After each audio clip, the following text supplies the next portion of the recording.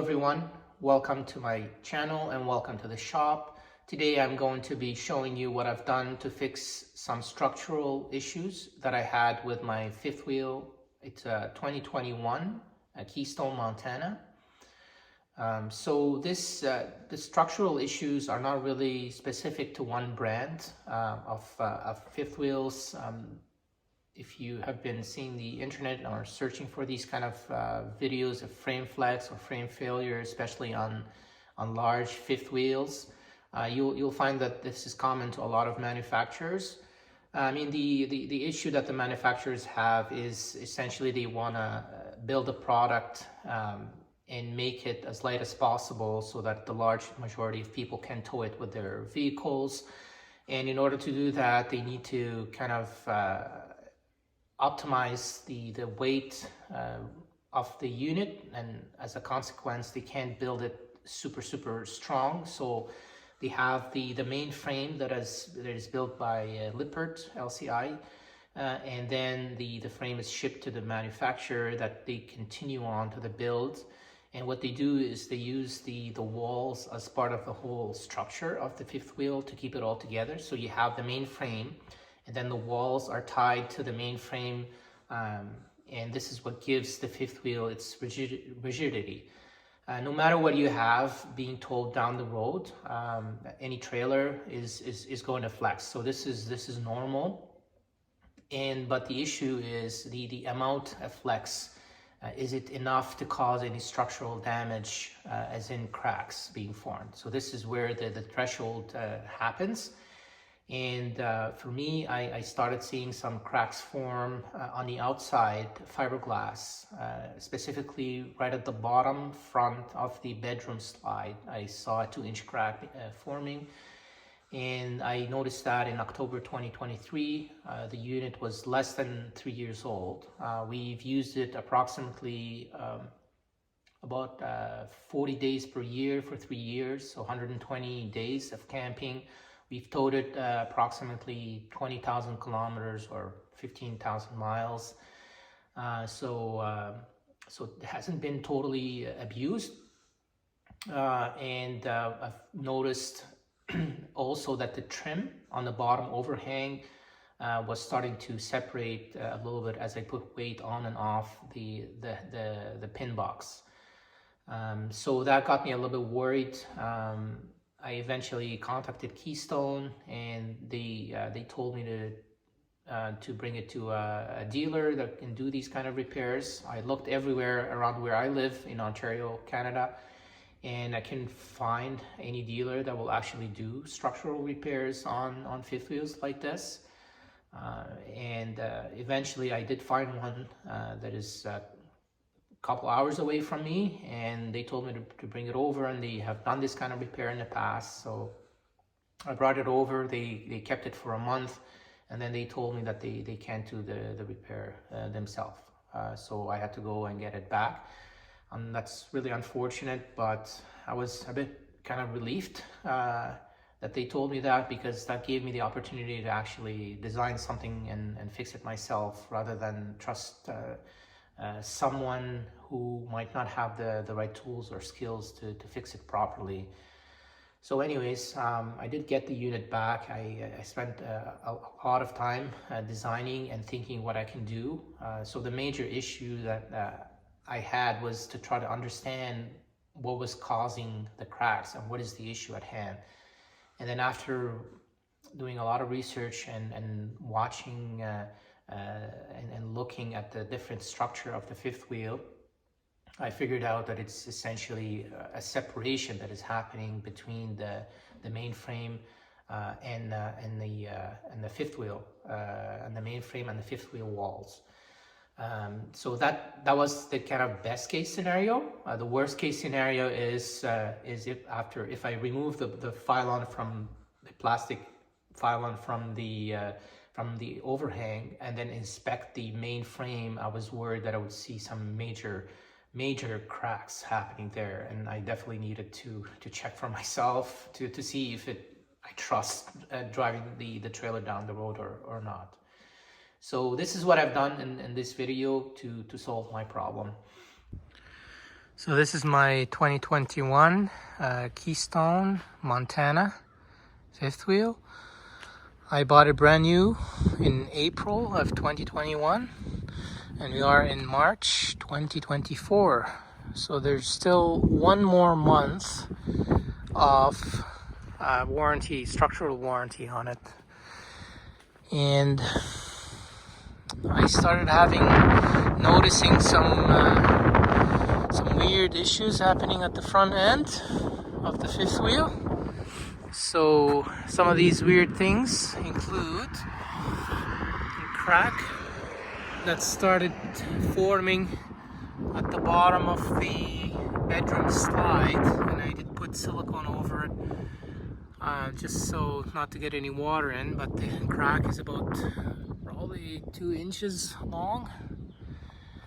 And then I also noticed there was a big gap right here that started opening, so I also filled it up with silicone.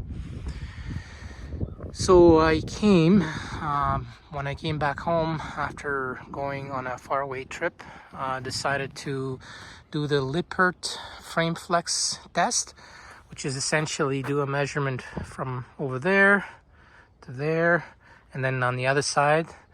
There wasn't that much difference when I did that measurement, when there was no weight on the hitch, and then I built a wooden tripod, and then I put the weight on it, and there was probably 1/8 of an inch difference in the two measurements with weight on, weight off. But as I was doing that measurement, I did notice that my hitch, so measurement from here to here, it started, actually I could see the pin box moving up and down as I put weight on it, remove weight, and that got me worried. So I started investigating further, and I had noticed prior that there was a gap starting to form here on this area, and so that's why I put more silicone on it. And then after I did the test where I essentially put weight on the pin box, as I put weight on the pin box, this here would start going up and down. So there's definitely some kind of flex issue happening. Same thing on the other side too. And the other symptom that I was having was I did notice the paint was peeling off here and here. And that's what kind of got me very worried that the pin box is actually moving up and down. So the measurement from here to here compared to when there's weight on it, compared to when there's no weight on it, was almost 7/16 of an inch, so ½ inch difference. All right, so I've taken the lower cover off and just trying to inspect all the welds on the frame. Well, I didn't see anything really other than the missing welds everywhere, like there. I don't know, it's but I didn't see anything major, no cracks. So all right, so pretty much done. Just welded the whole thing and then just added a couple gussets here and then here, and just kind of welded everything, just make sure that everything is welded properly. I did find that these bolts were loose, so maybe that's why the sidewall was flexing. Okay, this is thick. I think this is like a quarter inch, and then this is thick, but all the welds on the major supports are very, very good. There are no issues. So the only thing I found is that this here is bent a little bit on both sides. I don't know if it's because it's moving up and bending this, but I added a bracket here just in case, and I welded this more. Okay, so this is what I came up with for the fix.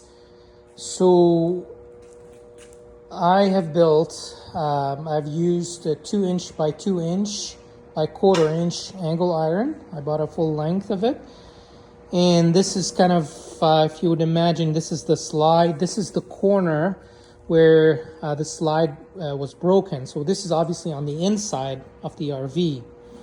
And that's the RV wall that is laid flat on the floor. And the slide will actually go in and up from here. So this is the corner of the slide. So I basically drilled holes in the angle iron going straight up, and I'm going to bolt this angle iron to the 2-inch by 2-inch aluminum wall studs on the RV. And so this is a mock-up only of where the 2-inch by 6-inch LCI main frame goes up, which is actually right on the inside of the wall and is visible from the bedroom because there's probably this much room on the inside of the bedroom that I can bolt it to. It's actually covered in the Montana with carpet, and I can basically just drill through it. I'm going to tap 7/16 bolts.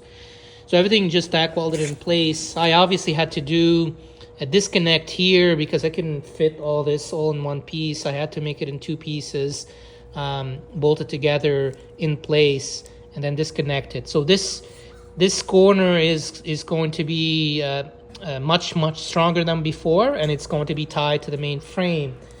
So what I did after is I actually have another angle iron that goes all across, and I built a support for it again. I couldn't make this an angle iron here because the bed kind of doesn't fit, but these actually fit because the bed is on the inside. And I basically just tack welded it here and then built another one on the other side, added a few gussets. So honestly, this fixture here is going to be definitely strong enough to hold the weight. It's going to be tied to the main frame with 6 7/16 bolts and then through the whole wall. So I really doubt there's going to be any trouble with that.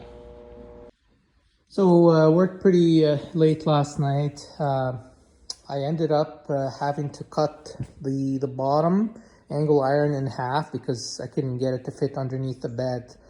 So now I have 3 pieces I can manage much easily. Just cut it up and I put 1/4-inch flange with 1/2-inch bolts. It will bolt in place. Everything's still the same. It's all painted. So today's job is essentially just to put it all in place, drill and tap the bolts here for 7/16 through the main frame, and that's going to be a tough task that I'm going to have to work underneath the bed, right behind and underneath the bed in the RV. So we'll see how it goes. Okay, so here it is installed. So I had to drill and tap. I had to make sure that I didn't touch the electrical wires inside the main tube, which is right there. And then this is connected. This is the side of the Schwintek slide. And then this is the other side. So the other bolts are bolted in. Missing one bolt right there.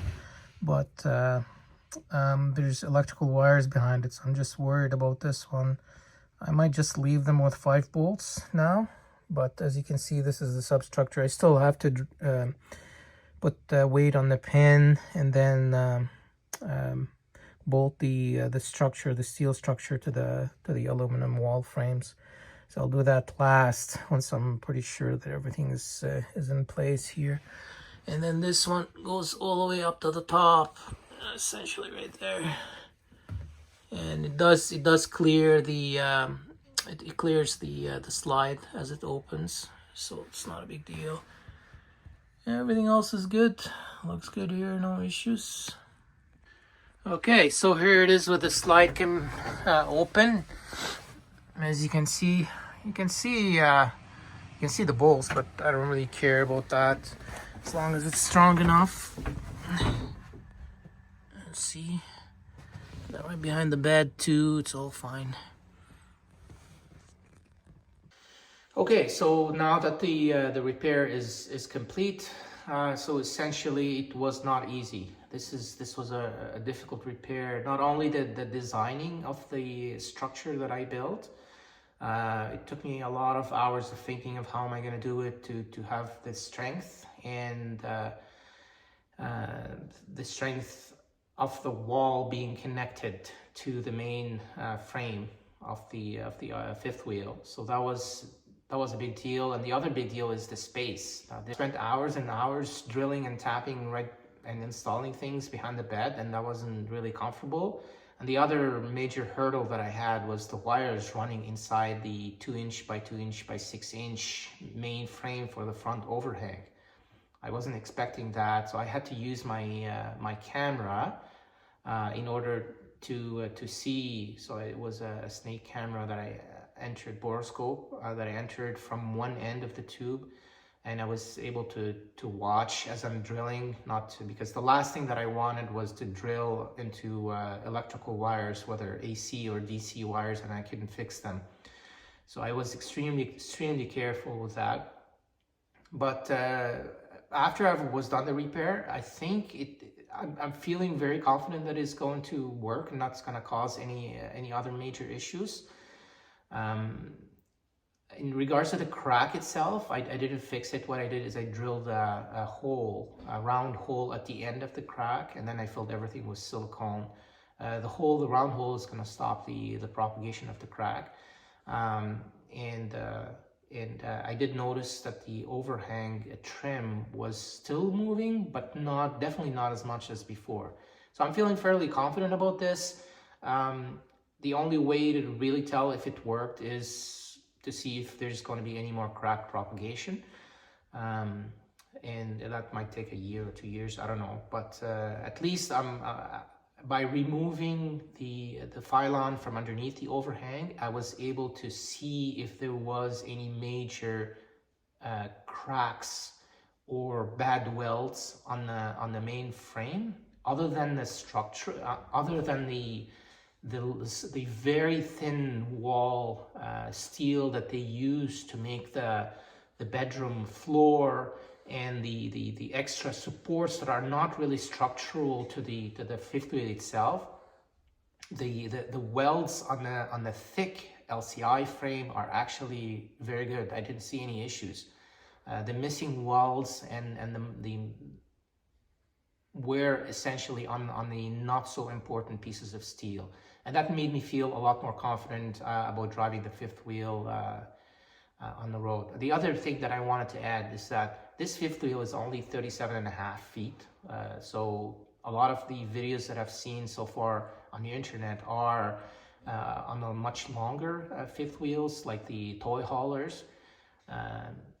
So that was kind of made me a bit disappointed that only a 37.5 foot fifth wheel is exhibiting these symptoms. But I mean, it's kind of understandable that all trailers are going to flex and to move as you drive them down the road. I have about let's say 15,000 miles maybe on the fifth wheel, which is really not a lot, or about 20,000 kilometers on it. But I feel fairly confident that this is going to fix it. The fifth wheel does have a generator in it, which is fairly heavy. The Onan generator is about 270 pounds, and it's at the front. Okay, well, thank you very much for watching this video, and we'll see you next time.